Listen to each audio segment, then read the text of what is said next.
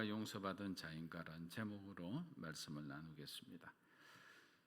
파스칼은 세상에 두 종류의 사람이 있다고 했습니다.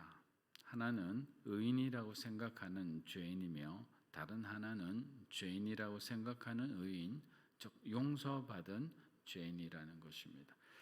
오늘 본문에는 대조적인 두 사람이 등장합니다. 시몬이라는 사람은 바리새인으로서 아주 힘있고 그리고 명성 있는 사람이었습니다. 반면에 여인은 사람들에게 부끄러운 죄를 저지른 그런 죄인이었습니다. 그러나 예수님을 대하는 두 사람의 태도는 전혀 달랐습니다. 시몬은 예수님의 말씀과 기적을 의식하고 자기의 집으로 모셨습니다. 그러나 실제 그가 예수님을 존경하지 않았다는 것은 그가 보인 형식적인 태도를 보면 우리가 잘 알 수 있습니다. 예수님이 시몬의 집에 들어왔을 때 손님에 대한 가장 기본적인 예의가 발 씻을 물과 손 씻을 물을 주는 것입니다. 그런데 그것도 전혀 내어놓지 않았습니다.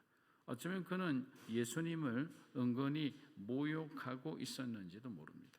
하지만 여인은 예수님께 자신의 죄를 용서받기를 원하며 자신의 최고의 사랑을 최고 대신 예수님께 바쳤던 겁니다. 여러분, 예수님이 공생 기간 내내 가장 싫어하셨던 것이 바로 바리새인들과 같은 이 외식적인 신앙이었습니다. 예수님은 그들은 겉으로는 아름답게 보이나 사실 속에는 회칠한 무덤같이 더러운 것들이 가득하다고 말했습니다. 이러한 예수님의 말씀에 손뼉을 치며 동조한 많은 그리스도인들은 절대로 자신은 이 바리새인들과 똑같지 않다고 말합니다. 그러나 우리가 곰곰이 생각해 보면 우리 자신을 비롯해서 실상은 많은 이들이 그에 못지않은 그런 안 좋은 모습을 보이기도 합니다. 우리는 얼마나 다른 사람의 약점을 간파하고 언젠가 무기를 삼기 위해서 우리의 기억 속에 잘 저장해 놓습니다. 반대로 자신의 약점은 감추기에 급급합니다. 그러나 하나님은 우리의 내면 속에 숨겨진 마음조차도 다 아시는 분인 거예요. 우리는 일단 하나님이 어떤 분이시라는 걸 사실 잘 아는 것으로부터 사실 신앙은 출발하는 거죠. 그렇게 늘 겸손히 그 주님의 임재 가운데 거하기를 우리는 부단히 노력해야 합니다. 그렇지 않으면 우리가 비난하는 바리새인이 어쩌면 우리의 모습일 수도 있기 때문입니다. 우리 누가복음 7장 36에서 38절 우리 한번 읽어보겠습니다. 한 바리새파 사람이 예수를 저녁 식사에 초대했습니다. 그래서 예수께서는 그 바리새파 사람의 집으로 들어가 식탁에 기대어 앉아 그 마을에 죄인인 한 여자가 있었는데 예수께서 그 바리새파 사람이 집에 계시다는 것을 알고는 향유가 든 옥합을 가지고 와 예수의 뒤로 그 발 곁에 서서 울며 눈물로 그분의 발을 적셨습니다. 그리고 자신의 머리카락으로 발을 닦고 그 발에 자신의 입을 맞추며 향유를 부었습니다. 우리가 잘 아는 성경 구절 중에 하나입니다. 예수님은 세리들이나 이 종교 엘리트들이 아주 극혐오했던 그런 죄인들과도 식사를 하셨지만 이 바리새인들과도 함께 식사하시기도 하셨습니다. 오늘 등장하는 바리새인은 앞에서 나온 것처럼 시몬이라는 사람입니다. 오늘 사건은 예수님의 공생애가 시작된 지 채 1년이 되지 않았을 때 일입니다. 그런데 오늘 등장하는 여인의 이름이 나오지를 않습니다. 우리가 어제 수요 예배 때 이름이 나오지 않는 아무개나 그 시기라고 나오는 그런 사람은 사실 의미 없는 사람이나 가치가 없는 사람이다라고 말씀드렸습니다.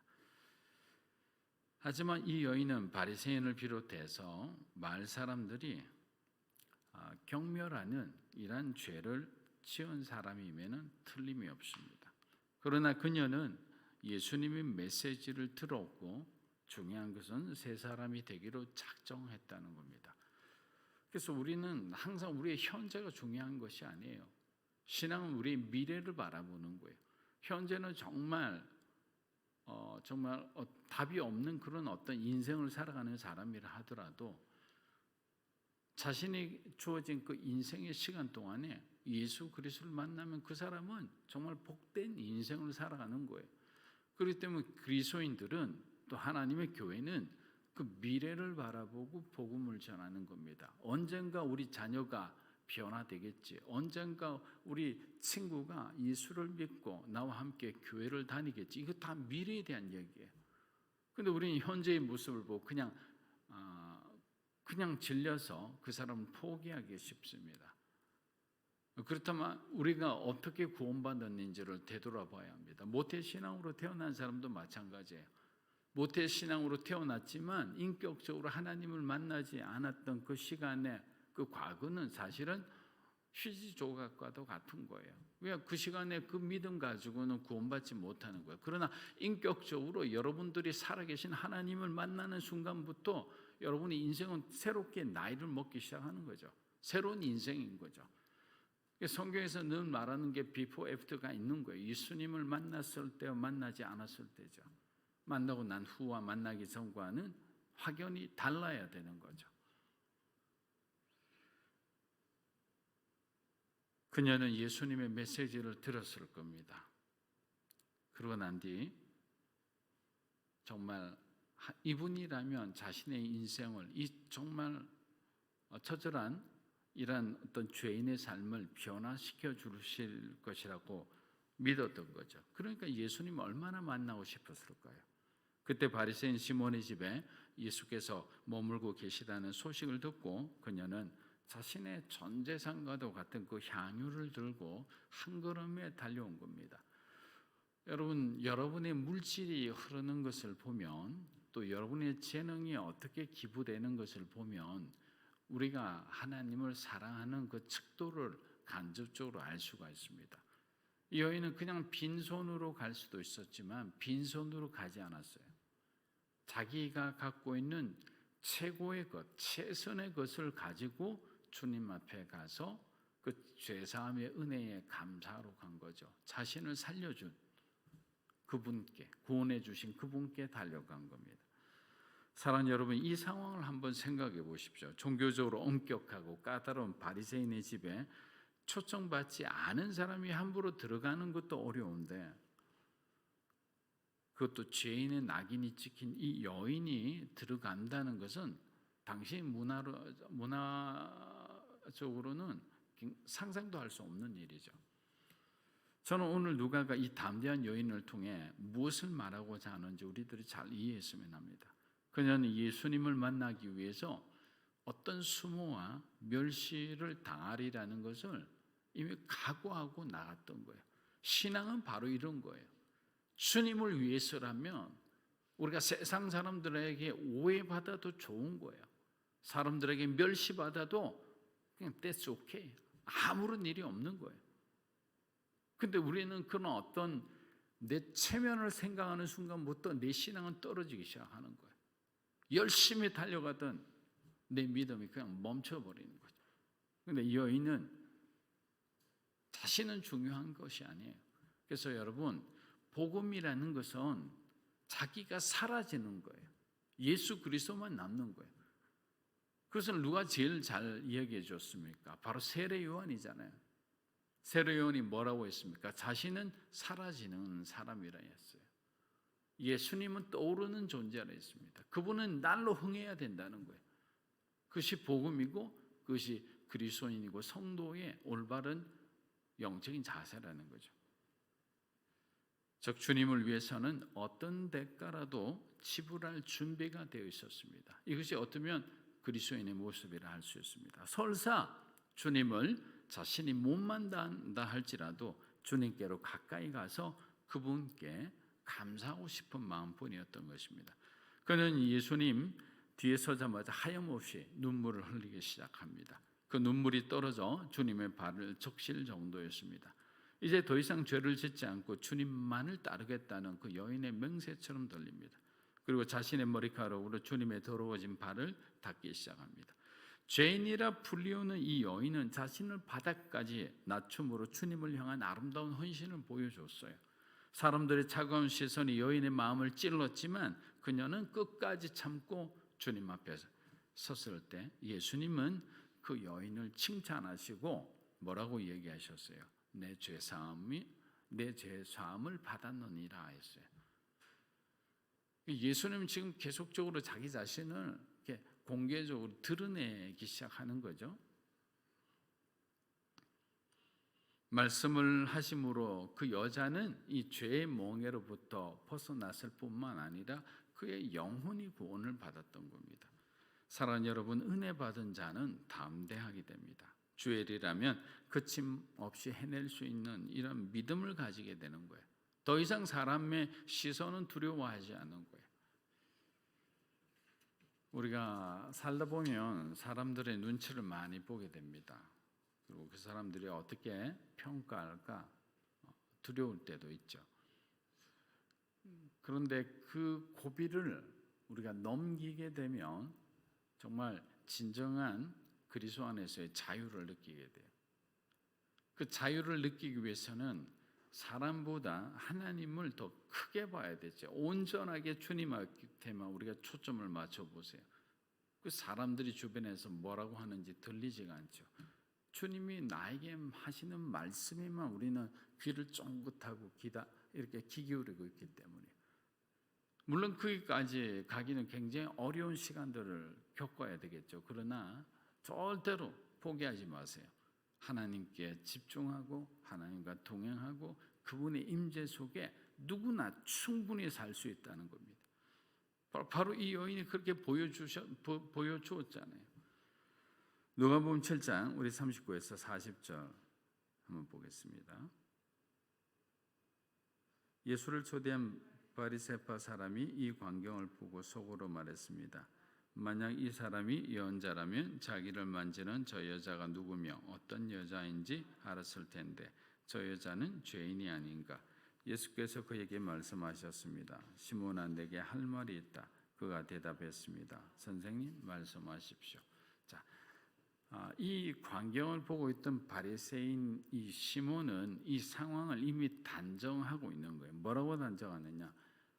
만일 이 예수라는 사람이 진정한 예언자라면 자신에게 향유를 붓고 있는 이 여인이 죄인이라는 것을 알았을 텐데, 그럼 죄인이 가까이 오는 것을 멀리해야 되는데 이 사람은 그대로 받아들이고 있지 않느냐? 그럼 이 사람은 정말 정죄에 대해서 우리 확신할 수 없다, 이런 어떤 의구심을 지금 얘기하는 거예요.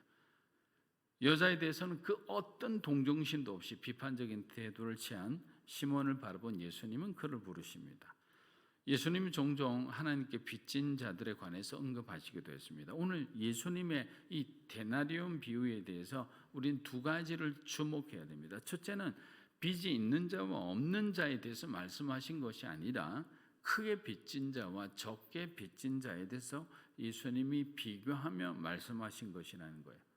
유대인이라 해서 죄가 없는 것도 아닌데 유대인들은 아주 뻔뻔하게 자신들은 죄를 적게 지었지만 이방인들은 죄를 많이 지어서 구원을 받지 못한다, 그런 말을 하고 있었어요.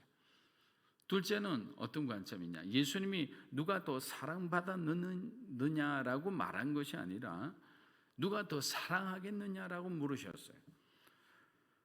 유대인들은 자신들이 하나님의 선민으로 하나님의 사랑을 많이 받는다고 자랑하고 있었어요. 즉 사랑을 받는 데만 관심이 있었지 하나님을 정말 진성으로 사랑하는 사람은 드물었다는 거예요. 왜냐하면 우리가 하나님을 사랑한다면 우리의 삶 속에서 우리의 말과 행동 가운데 그대로 드러나야 돼요. 그런 성령의 열매를 맺는 그런 어떤 삶을 살아가야 돼요. 그런데 우리가 말을 하는 태도나 어떤 행동하는 모습이나 그리고 하나님을 향해 바라보는 어떤 영적인 자세, 이런 것이 다 흐트러져 있다면, 제대로 소통되지 않고 제대로 어떤 정말 공동체 생활이 안 된다면 우리는 먼저 우리 자신을 한번 돌아봐야 되는 거죠. 근데 우리는 우리를 돌아보지 않고 항상 남을 보게 돼요. 남의 흠을 보는 거예요. 그래서 자기의 어떤 흠을 정당화시키려고 하는 거예요. 항상 그런 어떤 디셉션이랄까요? 기만이 우리는 항상 이렇게 무릎 꿇고 그냥 말아버리는 거예요. 그러면 성장이 없죠. 만일 그들이 제대로 하나님을 사랑했다면 그토록 많은 시간을 우상 숭배하며 그렇게 범죄를 저질렀을까요? 그렇지 않잖아요. 데나리온의 비유는 많이 빚진 자와 적게 빚진 자가 동시에 죄를 탕감받았을 때 누가 그 고마움에 그 채권자를 더 사랑하겠느냐라는 말이죠. 예수님이 시몬에게 물었을 때 그도 이런 정상적인 상황에 대해서 똑같이 대답하지만 영적으로는 인식하지 못하는 거예요. 이게 뭐가 여기서 중요하냐면 지식이 중요하다는 게 아니에요. 제가 주일날 지식과 지혜의 말씀에 대해서 무엇이 틀린가를 말씀드렸잖아요. 지식을 갖고 세상에 정말 빛과 소금처럼 살아내는 것이 지혜의 힘인 거예요. 그래서 우리는 지혜를 달라라고 매일매일 우리가 하나님 앞에 간구해야 되는 거죠. 지혜를 주시면 세상을 살아갈 수 있는 그 길들과 어떻게 내가 해야 되는지 방법들이 다 보이는 거예요. 누가복음 7장 42에서 43절입니다. 두 사람 다 빚을 갚을 돈이 없어 채권자가 두 사람의 빚을 모두 없애주었다. 그러면 두 사람 중 누가 그 채권자를 더 사랑하겠느냐? 시몬이 대답했습니다. 더 많은 빚을 면제받은 사람이라 생각합니다. 예수께서 말씀하셨다. 내 판단이 옳다. 자, 그리고 난 뒤 이제 44절부터 46절까지 본격적으로 예수님은 바리새인 시몬에 대해서 책망하십니다. 여기서 주님은 자신에게 향유를 부은 여자의 행위와 비교하며 예수님을 형식적으로 소홀히 대했던 그 시몬의 그 잘못을 지적하고 그것을 끄집어내는 거예요. 그러다 시몬이 책망받을 수밖에 없었던 이유는 뭘까요? 첫째는 앞서 제가 말씀드렸습니다. 예수님께 발 씻을 물을 주지 않았다는 거예요. 누가복음 7장 44절에서 46절을 우리가 보면서 구체적으로 한번 확인해 보면 좋을 것 같습니다. 그러고 나서 예수께서는 그 여인을 돌아보고 시몬에게 말씀하셨습니다. 이 여인이 보이느냐? 내가 내 집에 들어왔을 때 너는 내게 발 씻을 물도 주지 않았다. 그러나 이 여인은 자신의 눈물로 내 발을 적시고 자신의 머리카락으로 닦아주었다. 너는 내게 입 맞추지 않았지만 이 여인은 내가 들어왔을 때 계속 내 발에 입 맞추고 있다. 너는 내 머리에 기름을 부어주지 않았지만 이 여인은 내 발에 향유를 부어. 자, 둘째는 뭐냐면 기본적인 도리인 인사의 입맞춤을 안 한 거예요. 내가 우리 현봉이하고 연수 집에 놀러를 갔는데 내가 들어가는데 얘네들이 인사도 안 한다고 생각해 보세요. 내가 어느 집에 신방을 갔는데 그 신방 인사 안 하고 그냥 들어오게 하는 거예요. 그건 예의가 아니잖아요. 가장 중요한 것은 뭐냐? 그 사람이 왔을 때 따뜻한 마음으로 예수님 어서 오십시오. 누추한 저희들 집에 이렇게 오셔서 감사합니다. 라고 겸하게 바리새인 시몬이 그렇게 예수님을 존중했다면 문제가 아니죠. 근데 그렇게 존중하지 않았어요. 세 번째는 뭡니까? 머리에 기름을 붓는 그런 행위는 존경한다는 그런 행위인데 그런 행위도 일절하지 않았어요. 이것은 무엇을 뜻할까요?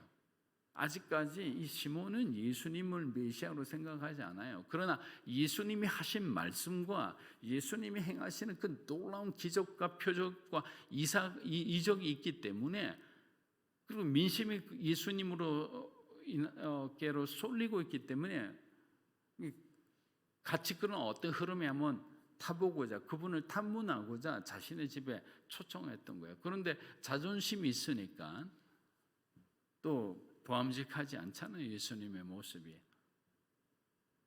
또 그분이 어떤 이력을 가졌고 어떤 가정에서 태어났다는 것을 아니까 은연중에 자기가 우월하다고 생각한 거예요.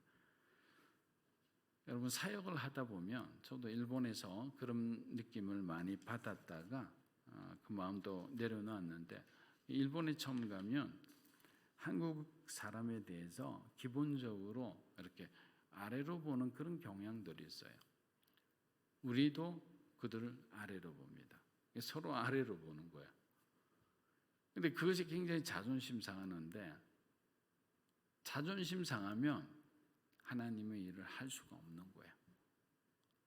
복음을 전하지도 못해요. 그 사람들에게 안테나를 달아주지도 못하고 소나타는 집회도 열지 못하고 우리가 가서 굳이 돈을 갖다 수백만 원씩 들여가지고 한 번에 가서 그분들의 어떤 말씀을 촬영하지도 않아요. 그러니까 중요한 것은 주님을 바라보고 가야지. 내 마음에 내 자존심을 세우면 아무것도 되는 일이 없어요. 복음이란 그겁니다. 그래서 좁은 길이고 좁은 문이고 겸손한 자들만이 들어갈 수 있는 거예요. 사랑하는 여러분, 그녀는 비록 죄를 지었지만 예수님의 말씀을 들은 후 회심한 거예요. 그게 중요한 거예요. 그가 회심하고 죄를 고백하는 순간 예수님의 사랑하는 그 하나님의 자녀가 된 거예요. 그러나 시몬은 어떻게 됩니까? 여전히 그의 인생은 불안하죠. 죽는 순간 그는 구원받지 못하는 거예요. 누가 더 복받은 자입니까? 누가 더 죄인입니까? 사랑하는 여러분, 이 여인을 구원한 것은 그녀의 겸손도 아니고 값비싼 향유를 부어서도 아닙니다. 그것은 자신의 죄를 용서하실 수 있고 구원하실 수 있는 유일한 분에 대한 그녀의 믿음과 완전한 신뢰예요. 죄를 범한 자가 모두 회개하는 것이 아니라 자신의 죄를 깊이 깨닫는 자가 회개하는 거예요. 더 많이 회개하는 자가 은혜를 더 깊이 깨닫고 더 많이 감사하고 더 많이 하나님을 사랑하는 법입니다. 하나님이 저와 여러분에게 부어주신 그 은혜에 진심으로 감사하며 우리 지난날의 잘못을 회개하고 우리 예수님을 더욱더 사랑하는 여러분이 되시기를 주님의 이름으로 축복합니다.